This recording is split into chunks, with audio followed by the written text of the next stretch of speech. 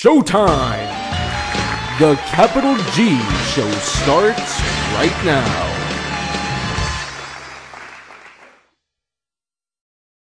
What's up YouTube, Capital G here. We're talking heroes in this video and I'm asking the question, are you hyped? Is your body ready? I feel like I've asked that before, but now that heroes are basically, you know, like just right around the corner, I feel like it's time to start discussing them.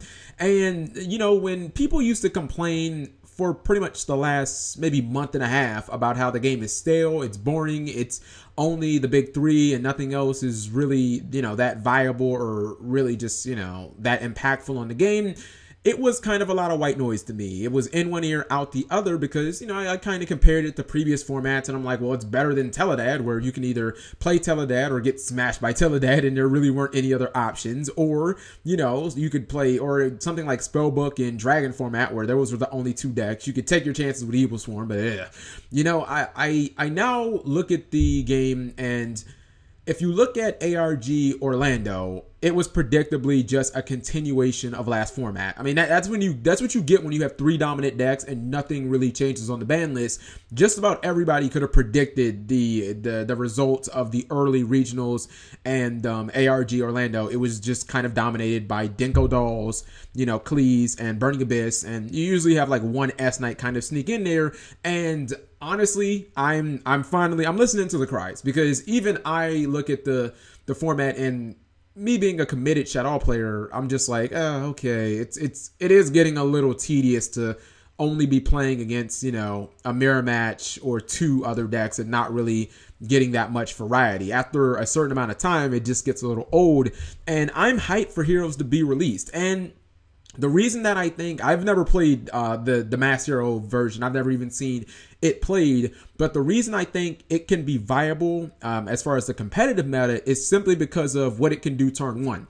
Now, if you've been looking at the game over the last, I would say, full format, this game has really boiled down to, what is your turn one power play? If your turn one power play is really strong, chances are you're a really viable deck. And I'm not talking about, you know, how sometimes Yang Zing can possibly put a Quasar on board or do crazy shit. I'm talking about the shit that you do routinely, like nearly every single game. You know, whether that be you want to go first with BA, make double Dante. I mean, they can do that consistently. Whether you want to go first with Cleese and you want to have, you know, your carrier plus your scout, and plus your, you know, sacrifice, you search whichever one you don't have, knowing that you've got a pretty good board, and if your opponent doesn't like completely kill it, you're going for the knockout punch next turn. Or you can, you know, have something like Shadows, and you can say, all right, I'm going second, I want my battle phase, I want the extra cards, I'm going to summon this Dinko.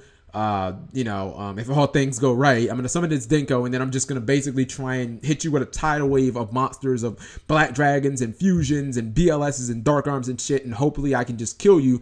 I feel like Mass Heroes, they sort of have a play like that. Now, it's going to be a little different. It's going to be a little Protect the Castle, but if you just look at Dark Law, I mean, he has the potential to kind of be the defining boss monster of this format. I would probably say, just off the top of my head, him and, you know, Nekloff Trishula, just because that dude is just real as shit. But it's like, all right, if you're playing against Cleese and you go first and you have Dark Law, well, I mean, you already have Scout countered, so you really don't even care about that card. You don't have to go into MS2 or I lose mode. It's like, all right, play your Scout. I'm just going to banish whatever you search. If you're playing against Dolls, they do have some counters, because I guess they can go Desperation Fusion, and they can just try and attack with Construct, not triggering anything. You know, they can econ your guy, put him in defense, and hopefully they can like attack over him. Either way, it's still a solid card, that matchup. S-Knight's just, I mean, you can't Rhoda, you can't Deneb, you just get destroyed. And even Burning Abyss, they kind of have to go into, I guess, Desperation Acid Golem. Like,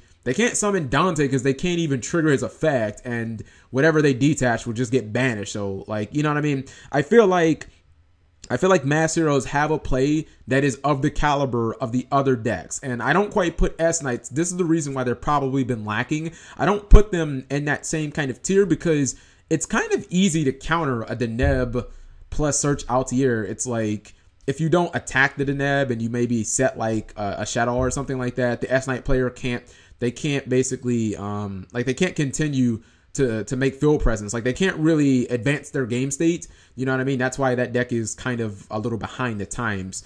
But anyways, I feel like Mass Heroes just, it breathes new air into the game. Not only are we going to see a ridiculously good boss monster, but we get a lot more variety, especially the fact that it's budget. You know, I'm super psyched about Mass Heroes, and it's honestly one of the reasons why I've got, like, you know, all of these decks that I could pick up or whatever, but I'm kind of hesitant because it's like, I know in my heart I want to play Heroes, and I kind of want to get some input on how the community feels about Heroes finally being a thing again. Not just because of the nostalgia, but it's like, finally, after a full format of just really 3 decks, we finally get another deck that could potentially, you know, be as competitive as those others. I mean, I would see Heroes at a minimum being as good as Sertellus, just because Dark Law is just so good, especially if you can make them turn 1 without losing any advantage. You know, you play your Hero Libs, you get your Shadow Mist get your Mash Chains, you Mash Change for him.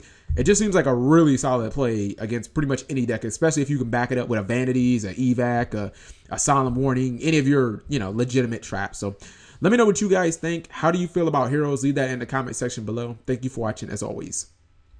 Subscribing makes life happy.